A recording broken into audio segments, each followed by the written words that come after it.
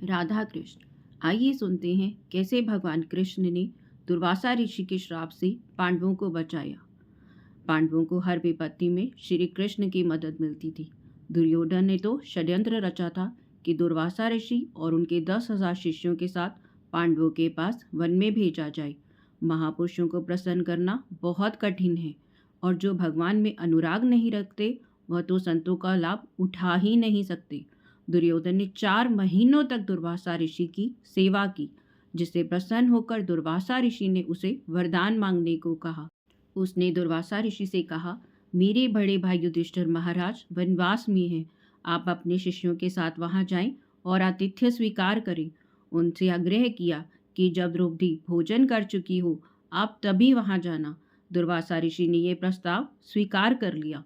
द्रौपदी को सूर्य भगवान से अक्षय पात्र प्राप्त हुआ था, जो तब तक असीमित भोजन प्रदान करता था जब तक द्रौपदी स्वयं भोजन न कर ले।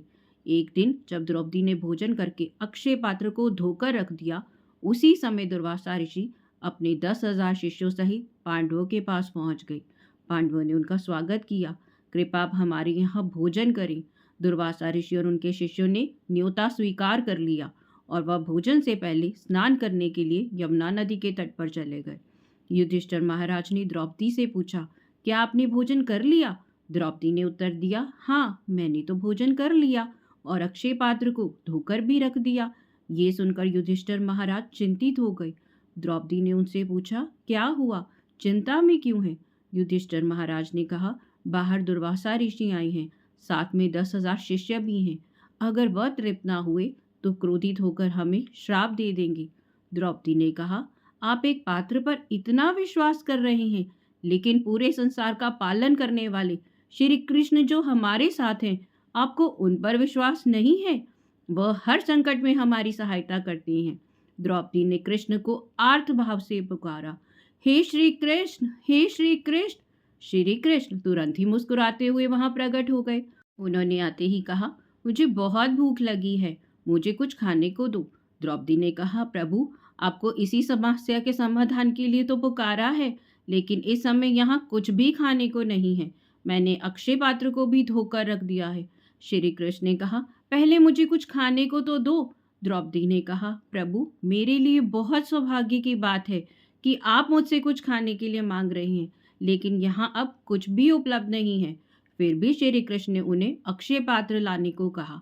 श्री कृष्ण उस धुले हुए अक्षय पात्र से अन्न का एक दाना निकाल लिया। श्री कृष्ण सर्वसमर्थ हैं, वह कुछ भी करने में सक्षम है। कोई साधारण स्त्री भी जूठा पात्र धोएगी तो इस तरह नहीं धोएगी कि कुछ अन्न उसमें बचा रह जाए, लेकिन उस दिन अन्न उसमें रह गया। ये तो भगवान का ही कोई चमत्कार होगा। द्रौपदी तो परम पवित्रता और यज्ञ से प्रकट हुई देवी थी। साथ ही सूर्य देव ने जब द्रौपदी को अक्षय पात्र दिया था तो कहा था, उसमें भोजन खा लेने के बाद उस दिन के लिए कोई भी अन्न उसमें नहीं बचेगा। जैसे ही श्री कृष्ण ने वह चावल का एक दाना खाया, दुर्वासा ऋषि और उनके सभी शिष्यों का पेट भर गया। फिर उन्होंने भीम से कहा, जाओ दुर्वासा ऋषि और उनके शिष्यों को बुला लाओ और उनसे कहना, आपके लिए स्वादिष्ट भोजन तैयार है। दुर्वासा ऋषि ने कहा, हम सबका पेट इतना भर गया है कि अब घूंट पानी के लिए भी जगह नहीं बची है। ऋषि ने कहा, मैं तुम्हारी सेवा से प्रसन्न हूँ, बताओ क्या वरदान मांगते हो? भीम ने कहा, दुर्योधन ने आपको जिस भाव से यहाँ भेजा है वह परिणाम उसे ही प्राप्त हो। दुर्वासा ऋषि ने कहा, ऐसा ही होगा। और इस तरह भगवान कृष्ण ने पांडवों को दुर्वासा ऋषि के श्राप से बचा लिया। जिनके साथ कृष्ण हो, क्या वो कभी हार सकते हैं? राधा कृष्ण, राधा कृष्ण।